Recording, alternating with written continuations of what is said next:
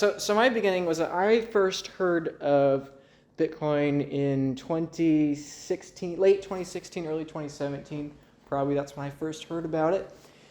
And I wasn't very optimistic. I thought the worst case is that it's a scam, best case is a speculation, or at least that's how I put it. That's not what I would have, that's not the terminology we used at the time. However, looking back, that's the way I believe I would put it. At the time, I was much more interested in stocks, savings, the whole Dave Ramsey thing. A lot of people here I know are Christians, so probably, you're familiar with Dave Ramsey and his whole philosophy too. And so I was really into that world, trying to understand personal finance, manage my own budget, and everything of that sort. And Bitcoin just was not on my radar at all, because why would I want to gamble in that when I could just save money? So then in mid to late 2019, I had a couple acquaintances, but one in particular that I knew was very intelligent. He worked at in a very prestigious job, and he had a very high allocation of Bitcoin. And my thought process I had in my head was, okay, I know this person is smart. I know they're not, just saying this just because they're trying to speculate and make short-term bucks. So the question I asked myself was, in what way am I wrong here? Either I'm incorrect in my assessment of how intelligent or unintelligent they are, or perhaps there's something I'm misunderstanding about this Bitcoin thing and I need to learn more about it. So that's really what got me going personally, was having that personal connection there, combined with my general interest in finance already. And then, of course, 2020 happened, as we all know, and the world changed a lot. Don't need to elaborate on that, but basically there was just all this chaos on both sides of the political aisle and every component of society. And so I wanted to ask myself, what am I missing here? And how could Bitcoin possibly play into that? So most of 2020 I spent learning about it. And then late 2021, early 2022 especially, was when I really understood the Bitcoin only proof of work concept and really the heart of the thesis. And so that's my personal backstory. But the way I would put what Bitcoin is and why it matters and what context it has for history is what I first put out on Twitter. Most of it is actually not about Bitcoin at all. It's just a general story of humanity and technology. Because if we want to take human history, and I love history, I'm a history nerd. I was recently in Israel with my dad, and we loved soaking up all the history there. I've just always had a fascination for it, especially thinking about where we fit in the larger picture of history. And it became clear to me that technology is more or less a driving factor behind what determines wealth and prosperity of society at a given point. And so then that begins the question of, if technology is getting better and better, and there's more and more prosperity, and we're able to afford more for every hour we work or every unit of energy that we're able to exert, why is it that prices are going up and not going down? If you have a given amount of money and you have more stuff that you can, in the total global economy, if you have more stuff for the same amount of money, then the prices should be coming down, theoretically. If you have 1 million Roman coins in 0 AD, why are prices so much higher than they used to be? And so it became apparent to me that, simply put, the reason is that we create money, we create units of information that we call money faster than we create the stuff that we exchange for that money. And so then, as I'm sure some of you have thought a lot about, that comes to the realization of, well, if we're creating money out of thin air, we're not exchanging it for something material, that's more or less violating physics. The law of conservation of energy. No energy or matter can be created or destroyed.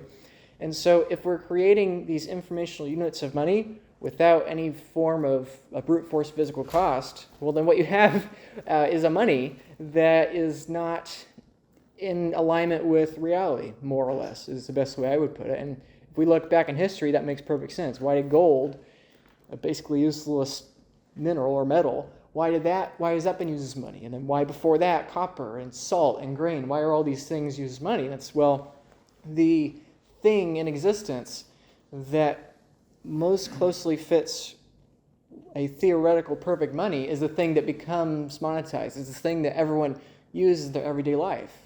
Gold takes a lot of energy to make. It is very difficult for any one person to control all the gold in the world. So therefore, because of its fungibility and its scarcity and its ability to be divisible and all the qualities of money, because it was the closest to that, it just naturally arose as the world's form of money. And for different areas of the world, you had seashells and you had little coins of various materials. And so I don't need to elaborate on that too much. But then thinking of that history in context of today, for me, the basic way I came to realize to understand it, and the way I've been expressing that online, has just been putting today's events in context of history. And that, simply put, the story of human society has essentially been, we have society, and new forms of technology, new innovations, new scientific discoveries, new discoveries create new prosperity. And in that prosperity, society flourishes, everything improves, the world gets better and better. But as the world gets better and there is more value behind the money that's in the world, the incentive increases to distort that a little bit. If I'm the king or the politician in charge and, there's a given amount of money in society and society is becoming better and better, well, then I can just, we can just fudge things a little bit and get me or my constituents or maybe my citizens, my voter base, we can get them more stuff. And as I was talking at dinner with someone earlier, was that is inherently theft. Because if you have a common system of monetary value, informational units, and I just create it out of thin air, I'm inherently taking purchasing power from someone else. And so really you're not creating wealth when you create money. You're redistributing purchasing power from someone's currency to someone else's currency. And we can see that with 2020 and everything that's gone on since then. But that's the basic idea, that as technology gets better, the incentive to corrupt the money increases. And as that incentive increases, the probability that someone does that just goes up exponentially. And I was saying before we started the event tonight, I think one of the reasons why people like me online so much is that I don't particularly delve into the political or the political disagreements that go on online and all the name calling on both sides of the aisle. I don't particularly enjoy that or engage in that, and the reason is because I don't think fundamentally this is a political issue. This cycle has happened in all periods of history with all kinds of governments, whether we're talking about democracies or kingdoms or colonies or dictatorships or all the different kinds of governments in history. No matter where in history, this has been a basic problem. And I don't know what everyone here believes, but I know that a few of us are Christians. And the way I would put it is that the essential problem of society is that we all are sinful. We all have corrupt hearts, and that you can't trust humans, basically. And the fundamental technology of society, I would argue, is money. Because money is the communication mechanism of which we determine what is valuable or what is less valuable. And so while we humans can't fix sin, and we on our own effort never will, what if we are to find a way that we can take that human element outside of money, and instead of building society atop a form of money that is able to be shifted or bent or distorted at the whims of humans, instead, what if you just have a series of apolitical and neutral mechanisms that are able to do that?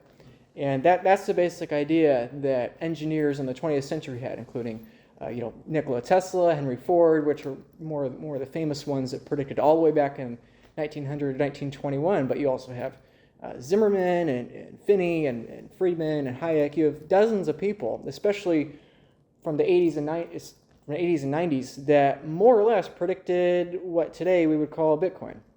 Basically, what if we could create an informational system that only could have new units within that system issued in a direct correlation with amount of energy put into the system. So, with Bitcoin, it doesn't matter how much energy is ingested into the network. It's always going to produce the same amount of information.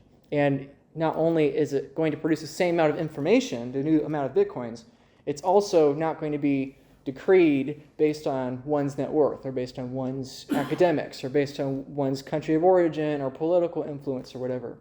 And so that's the basic idea, that when I was looking at history and then I was trying to understand where I was in history, I understood that, what if we are at that point in history where we finally find a way that we can detach the human element from money? And if that's the case, then that seems to me that could be one of the most significant innovations and discoveries of the century, of the millennia. I don't know to what degree of significance it has, but it seems possible. It's definitely one of the most important inventions that we've ever had. And so going down that rabbit hole even further, then you begin to learn about and understand, okay, if this is true, and maybe it's not true, but to me it seems like it is.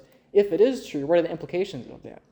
Where do we go from here? What does that mean for the US dollar? What does that mean for the other 130, 140 currencies in the world?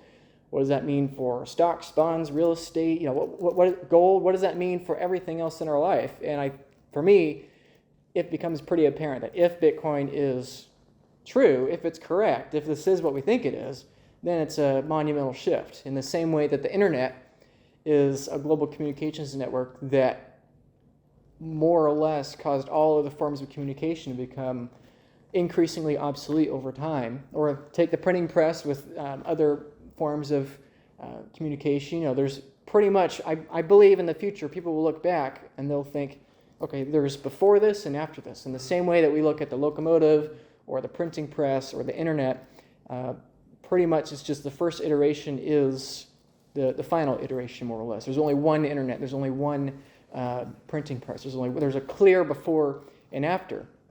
And frankly, for a long time, I didn't believe it or want to believe it, just because that seems like wishful thinking, and how on earth, like, no way I'm alive at this time, at precisely the moment that this idea is beginning.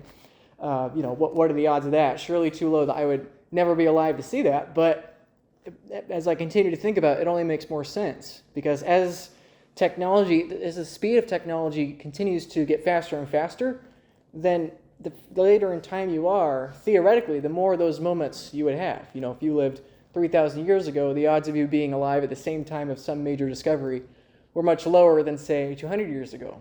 Or those odds would have been lower than, say, 50 years ago. I mean, my dad and my uncle, for example, they lived through a huge number of innovations, whereas all of us, 50 generations back, they would have had none. So anyway, in thinking about it, it seems apparent to me, it seems urgent to me that people at least begin to learn about Bitcoin and try to understand what it is, what its strengths and weaknesses are.